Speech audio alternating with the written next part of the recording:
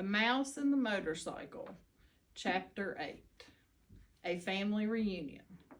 The next thing Ralph knew, his mother was shaking him by the shoulder. "Wake up," she said. "Ralph, wake up. Room service has brought us another meal." Room service? Ralph rubbed his eyes, not believing what he had heard. "Room service has brought our dinners?" "Yes, a real feast, a whole blueberry muffin and a chocolate chip cookie," said Ralph's mother. "Get up. We are having a family reunion." It all come back to Ralph. "Oh, room service," he said, understanding at last. "You mean the boy Keith." "He is room service to me," Ralph's mother happily. Ralph sat up. Already his aunts and uncles and many squeaky cousins were arriving by the secret paths in the space between the walls.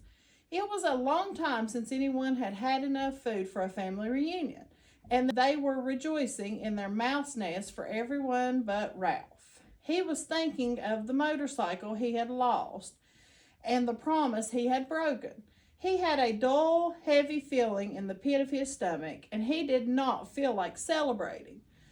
"Why, there's Ralph," squeaked his Aunt Sissy, who thought she was better than the rest of the family because she lived in the bridal suite, where she led her relatives to believe riches of rice fell to the carpet when the bride took off her hat and the groom shook his coat. The rest of the family knew Aunt Sissy was not as grand as she presented herself, because very few brides and grooms come to this hotel these days. My, how you've grown.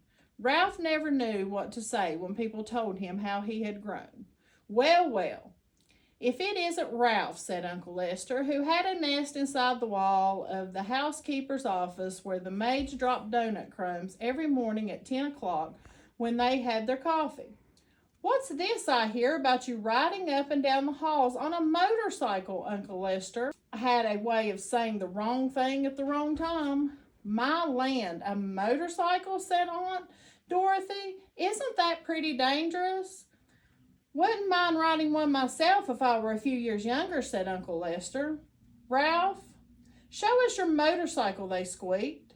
"We want to ride it. Come on, give us a ride on your motorcycle." Ralph, come on, Ralph, please."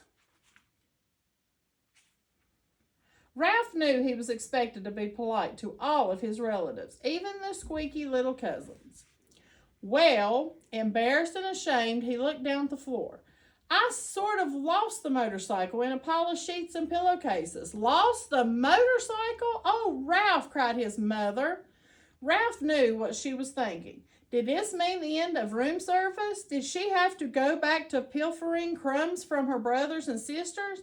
"That's a young mouse for you," said tactless Uncle Lester. "Can't take care of anything."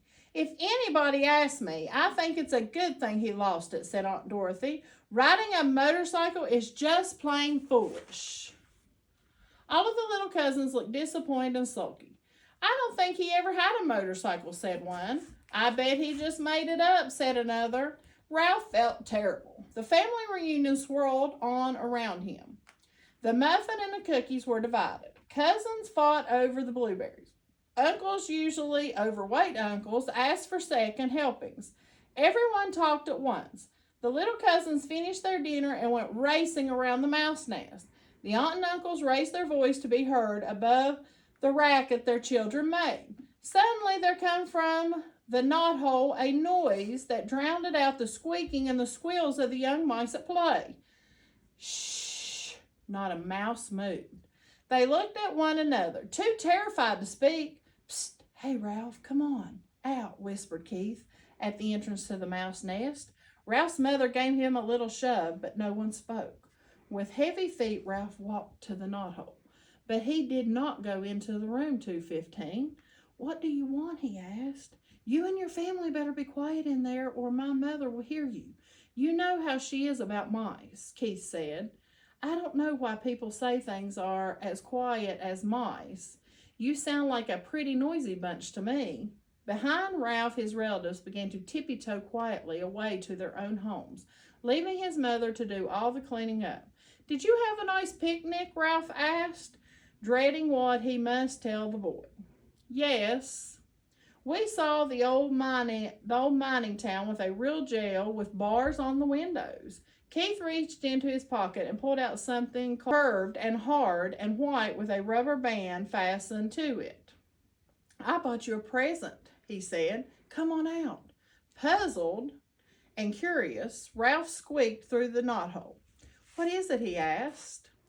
Whatever the object was, he had never seen anything like it.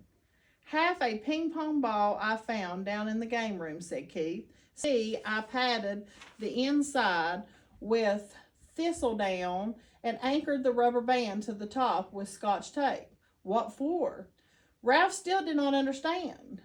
"A crash helmet for you," Keith said. Keith set the half ping-pong ball on Ralph's head and slipped the rubber band carefully around his whiskers until it rested under his chin. "There. That's just right. You need it big so there will be plenty of room for your ears. When you ride a motorcycle, you need a crash helmet." Ralph peered at Keith from under the new crash helmet, which rested lightly on his head. He knew he looked every inch like a motorcycle racer, but never in his whole life had he felt so ashamed. He longed to crawl off into the hole and never face Keith again. But his conscience, which until now he did not know he had, would not let him. There was nothing to do but stand there in his fine new crash helmet and confess. "You might as well know," he told Keith. "I lost the motorcycle." "Lost the motorcycle?" Keith, who had been kneeling down on his heels. "But how?" "I rode it by mistake into a pillowcase and a heap of linens on the floor, and it got dumped into the laundry hamper," confessed Ralph. "You rode it into the pillowcases?" repeated Keith. "But you weren't supposed to ride in the daytime. You promised." "I know," agreed Ralph miserably. "I didn't exactly mean to ride it." "But you did," Keith's voice was accusing. "Well, you see, the maid was vacuuming under the bed and I began Ralph and stopped. Oh, what's the use? I rode it and I lost it, and it's probably gone to the laundry by now, and I am sorry." The boy and the mouse were silent. Both were thinking about the little motorcycle with its clean lines and pair of shining chrome exhaust pipes.